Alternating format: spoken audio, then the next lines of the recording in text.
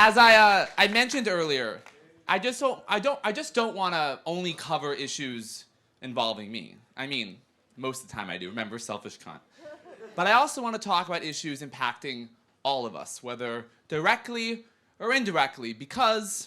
Ooh, a lot going on. So I want to talk about a man who's very successful and who didn't make Forbes 30 under 30. Well, to be fair to Forbes, he was already 69 when the first 30 under 30 list came out, so he kind of wasn't qualified for that. And if you follow me on Instagram, you know that I like to talk about politics by using memes and videos as a way to make the news seem more digestible and less hopeless, so you don't feel the need to scream into a pillow every day. I'm down to 3 days a week now. So here is our new segment, Let Meme Explain, Pop Pop Joe! That's right, get a scoop of mint chocolate chip, put on those aviators, and hop on the train, because we're going to the no malarkey zone. As we all know, we are less than a year out from the election.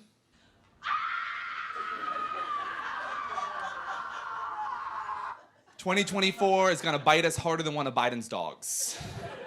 An election year that will come down to a choice between two grandpas. One who is imperfect, but loves unions and Lady Gaga. And the other one who is... She is a disaster, that's all. A disaster who will destroy our democracy. I know this is not the ideal choice. I wish Issa Rae from the Barbie movie was our president. But here we are. And based on recent polls of the likely Biden versus Trump rematch,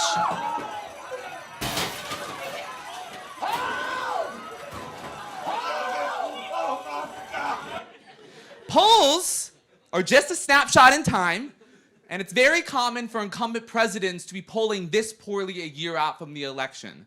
And also, look, I mean, Americans, they're not even really paying attention right now. And let's be honest. Really, Amy? Because I've met some people, okay? Real people. And I got to tell you, a lot of them are fucking idiots. But President Biden has a glaring problem. So in the words of our real-life Veep, I think we should have that conversation. I know what many of you are thinking, but Lucas, he's so old.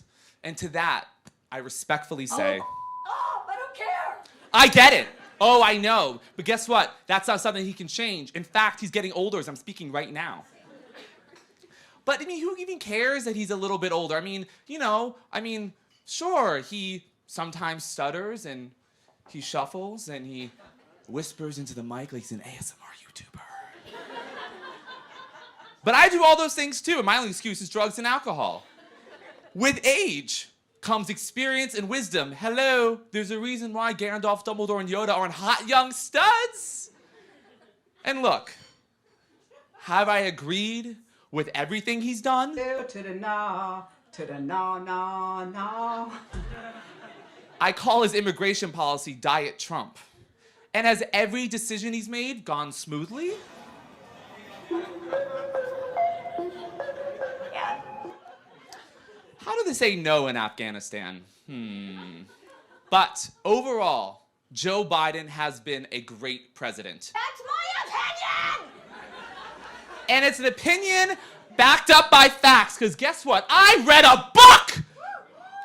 A real book! The amount of hours I spent on my back for this old man.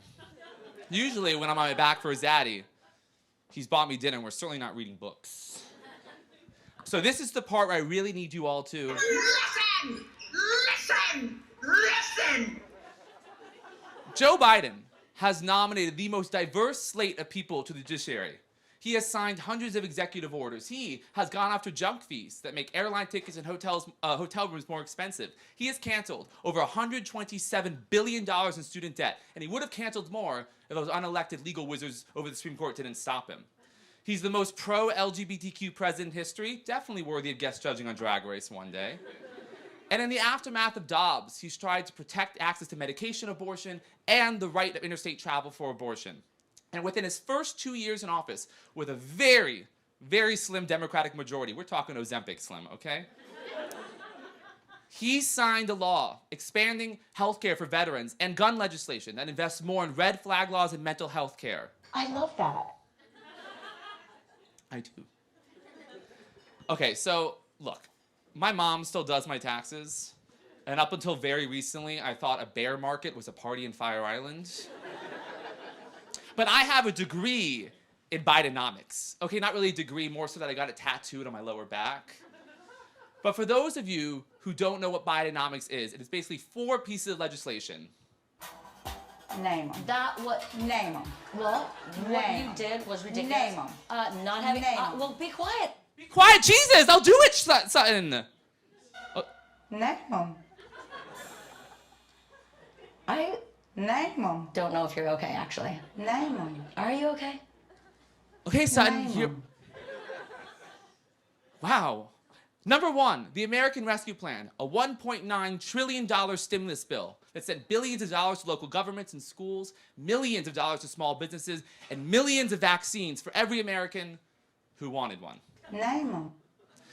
The Infrastructure Investment and Jobs Act, the largest investment in American infrastructure since President Eisenhower, rebuilding roads, bridges, airports. This law also replaces lead pipes, updates our trains and our railroads, and provides broadband to rural communities because every American has the right to watch OnlyFans no matter the zip code they live in. Name them.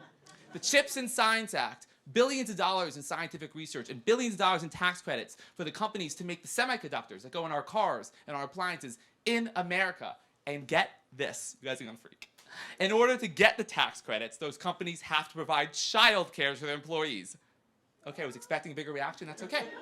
Guess it's just me.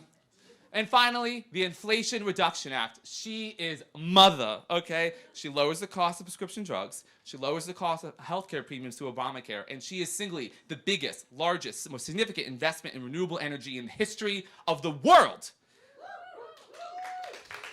Yes, under Biden, the U.S. is drilling more oil than ever. How dare you? But estimates show that because of the Inflation Reduction Act, there may be eventually $3 trillion worth of investments in green energy. You get an electric car! You get an electric car! You get an electric car!